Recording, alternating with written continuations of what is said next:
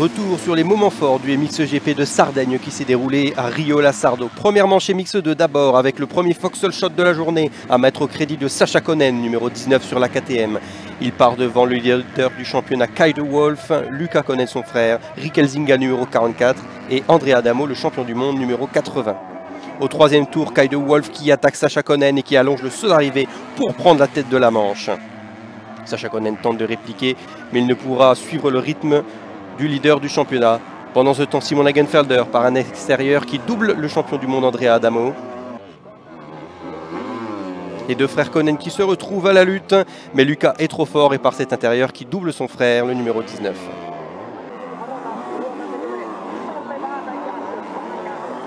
Lagenfelder qui s'attaque ensuite à Rick Elzinga, numéro 44 sur la Yamaha. André Adamo fera de même en doublant le pilote Yamaha. Il fera ensuite une petite erreur qui le rétrograda. En tête de la manche, Kay de Wolf qui fait 2-3 petites erreurs et Luca Konen juste derrière en profite. Magnifique extérieur, il prend la tête de la manche et s'en ira vers la victoire. Très à l'aise sur ce circuit sablonneux de Rio-la-Sardo. Benistan qui passe ensuite Simon Lagenfelder pour 6e. Il remontera 4e avant de faire une erreur dans le dernier tour et finira à la 10e place. Sacha Konen qui fera une erreur en fin de manche, il terminera 12e. Luca Konen, très à l'aise dans le sable sarde, gagne la première manche MX2. Il finit devant son coéquipier Kay de Wolf et McLellan 3e.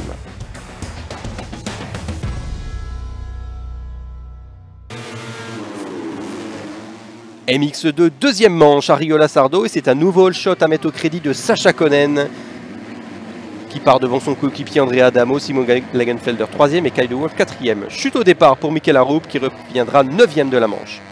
Un magnifique extérieur pour Kay de Wolf dans le deuxième virage devant la pit lane qui passe de 4e à 1er et s'empare du leadership. Simon Lagenfelder qui double Sacha Konen à l'intérieur pour le gain de la seconde place dans le premier tour. C'est ensuite Luca Konen de faire une manœuvre sur son frère assis avec un extérieur et s'empare de la 3e place. Camden McLellan après une 3e place en première manche, moins bien parti, bataille maintenant pour la 7e place avec Marc-Antoine Rossi. Sacha Konen qui fera ensuite une erreur et chute à l'intérieur de ce virage. André Adamo profite juste derrière, le pilote KTM finira 7e. La bataille pour la victoire de manche, Luca Konen qui attaquait son coéquipier Kay de Wolf qui chute. Simon Lagenfelder juste derrière en profite et reprend la 2e place. Le tour suivant, Luca Konen très agressif, très à l'aise dans le sable sarde qui redouble Simon Lagenfelder et croit encore la victoire de manche. Pendant ce temps, André Adamo qui prend le gain de la 3e place, mais il sera finalement disqualifié de cette manche après une erreur et après avoir passé à toute vitesse dans la pit lane.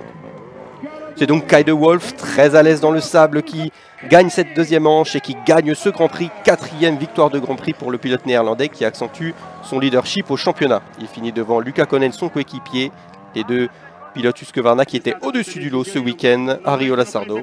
Et Simon Lagenfelder qui prend finalement la 3e place de la manche. De Wolf, Luca Konen, McLellan, c'est le podium du Grand Prix MX2 de Sardaigne. Kay de Wolf qui s'empare d'une plus belle avance maintenant sur le championnat MX2 devant son coéquipier Luca Konen et Simon Lagenfelder 3e.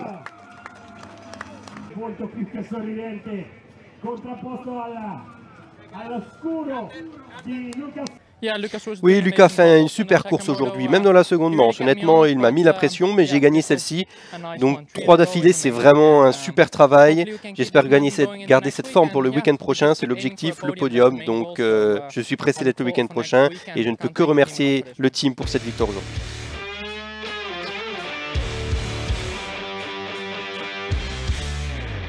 MXGP première manche, Romain Fèvre qui part complètement de l'extérieur après avoir abandonné en manche qualificative samedi sur problème mécanique. C'est son coéquipier Jeremy Seewer, le numéro 91 sur la Kawasaki qui s'empare du Foxhole Shot devant Jorge Prado et Tim Geiser. Jorge Prado très incisif dans le deuxième virage qui s'empare tout de suite du leadership devant la pit lane. Tim Geiser sur la Honda qui poussera dans le 3e virage. Jeremy Seewer qui part complètement à l'extérieur et qui perdra quelques positions dans la manœuvre. Calvin Vlanderen sur la Yamaha qui s'emparera de la 4e place au profit du 259 de Glenn Koldenhoff. C'est finalement Jeffrey Herlings qui entamera une remontée et qui doublera Glenn Koldenhoff d'abord.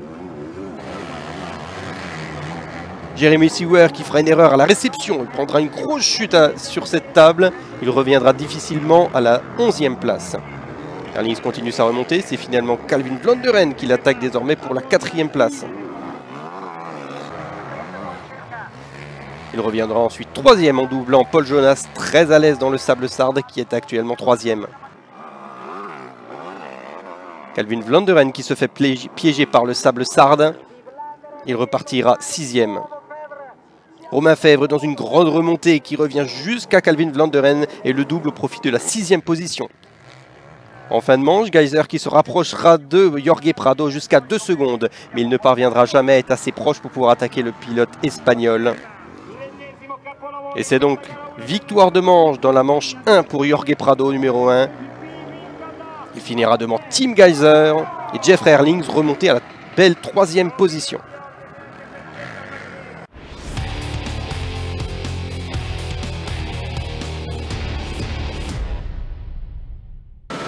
MXGP, 2e manche dans la chaleur sarde sur un circuit devenu très exigeant. C'est Jorge Prado à l'intérieur qui arrachera un nouveau Foxhole Shot juste devant Jeremy Seewer. Jeffrey Erlings, bien parti 3e, s'emparera tout de suite de la 2e position à l'extérieur pour chasser désormais Jorge Prado. Erlings veut sa première victoire de manche. Tim Geiger un petit peu moins bien parti, doublera rapidement Tim Edberg ici à l'intérieur au profit de la 5e place. Edberg qui est nouveau venu en MXGP après avoir décroché un guidon chez Honda Martens. On verra ensuite une belle bataille entre Romain Fèvre et Isaac Gisting. C'est chaud entre les deux hommes pendant 2 tours. C'est finalement le pilote Kawasaki qui prendra le profit de la 7e position. Jonas qui passe Jeremy Seewer pour la 4e place à l'extérieur. Jeffrey Erlings y part ensuite à l'attaque de Jorge Prado. Il se rapproche du pilote espagnol mais fera une erreur ici à l'intérieur. Perd l'avant et se fera doubler par Tim Geiser, 2e.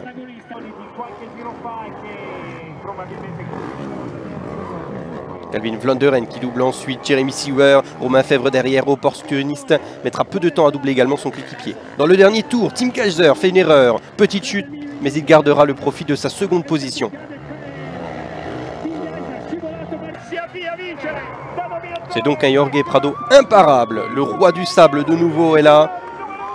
5 victoires de manche en 6 départs sur cette saison 2024. C'est définitivement le leader du championnat avec 20 points d'avance désormais. Il finit devant Tim Geiger, 2e de cette manche, Jeffrey Erlings 3e. Au Grand Prix, c'est donc Prado qui s'impose devant Geiger 2 fois 2e et Erlings 2 fois 3e. 20 points d'avance sur Prado, sur Geiger au championnat. Erlings est 3e, Romain Fèvre 4e et Paul Jonas, beau début de saison, 5e.